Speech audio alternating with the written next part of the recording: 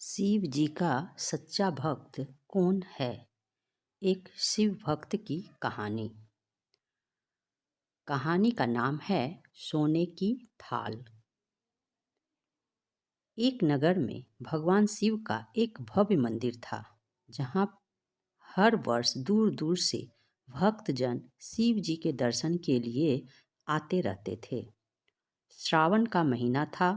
दूर दूर से कांवड़िए कांवड़ लेकर भगवान शिव को जलाभिषेक करने आए हुए थे। मंदिर का परिसर भक्तों की भीड़ से भरा हुआ था। तभी अचानक आकाश में बिजलियां हुई और सोने का एक थाल उतरा।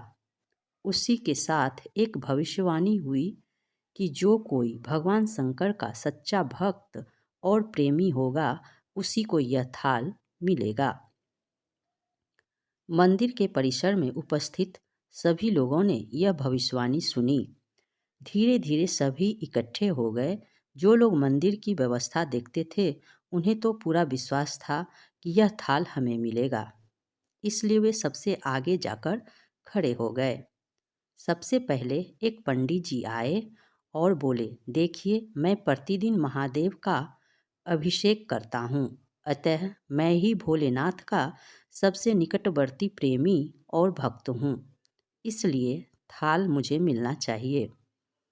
इतना कहकर पंडित जी ने थाल उठाया।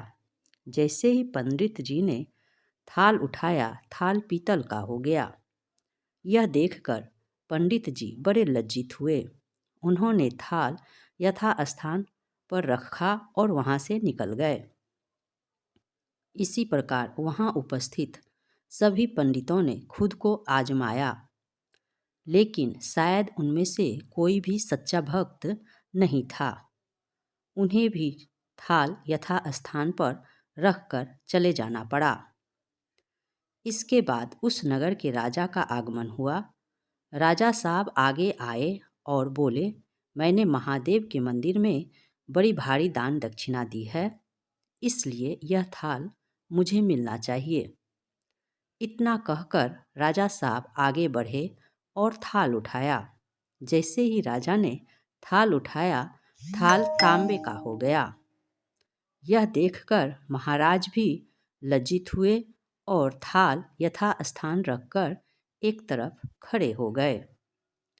इसके बाद इसी तरह एक से बढ़कर एक दानी, महात्मा और भक्त पधारे और थाल उठाया, लेकिन किसी के हाथ में कुछ और किसी के हाथ में कुछ हो गया, लेकिन सोने का नहीं रहा।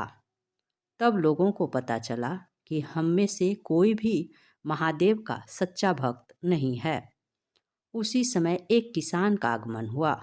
वो बेचारा महीनों बाद आज चातुर्मास के सोमवार के शुभ अवसर पर शिव जी के दर्शन करने आया था।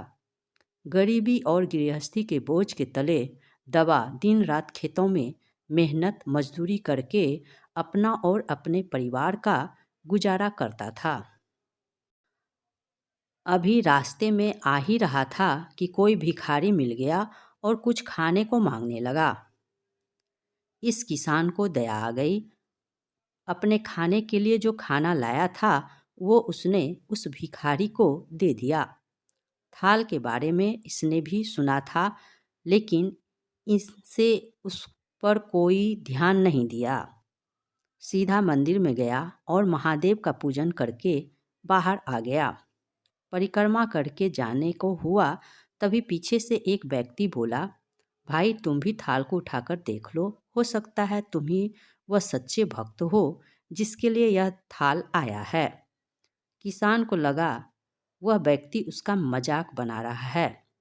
किसान ने हंसते हुए कहा, भाई, मैं तो अभी कोई पूजा पाठ भी नहीं करता, महीनों में एकाध बार मंदिर आ पाता हूँ, मैं काय का सच्चा भक्त। वह अजनबी बोला, भाई, हम तो देख चुके हैं, हमारी भक्ति तो कौड़ी की भी नहीं है। अब तुम भी अपना हाथ लगाकर देख लो, सोने का थाल मिले ना मिले, किंतु पता चल जाएगा कि तुम्हारी भक्ति में कितनी सच्चाई है। लोगों के बहुत आग्रह करने पर आखिर उस भोले भाले किसान ने जाकर थाल उठा लिया। जैसे ही उसने थाल उठाया, लोगों के आश्चर्य का ठिकाना न रहा। सोने का थाल रोशनी से चमकाने लगा। यह देखकर सब लोगों में खुशियाँ की लहर दौड़ गई। सभी लोग उसके जयकारे लगाने लगे और पूछने लगे कि भाई तुम ही सच्चे भक्त हो। अब हमें भी बता दो कि कैसी भक्ति करते हो जिससे महादेव तुमसे इतने प्रसन्न हैं। किसान बोला, भाई मैं कोई भक्ति नहीं करता। मैं केवल दिन भर खेतों में काम करता हूँ और थोड़ा समय निकाल कर ज़रूरतमंद लोगों की मदद करता हूँ। इसके अलावा मैं कोई विशेष कार्य नहीं करता। लोग पूछने लगे, तुम लोगों की मदद क्यों करते हो? हंसते हुए किसान बोला, सुकून, दूसरों के चेहरे पर मुस्कान देखकर मुझे जो आनंद और खुशी मिलती है उसे मैं शब्दों में बयां नहीं कर सकता। शायद यही कारण है कि महादेव मुझसे बहुत खुश हैं। इसलिए हमेशा याद रखें, सत्कर्म का आरंभ भी आनंद से होता है और अंत भी आनंददायक होता है। दुष्कर्म का आरंभ भी दुख से होता है और अंत भी दुखदायक होता है। आप सैकड़ों मील की यात्रा करके भी दूसरों का दिल दुखाते हैं तो आपकी तपस्या, साधना और महादेव का दर्शन धूल के बराबर है। जय शिव शंकर। ओम नमः शिवाय, ओम नमः शिवाय, ओम नमः शिवाय, ओम नमः शिवाय।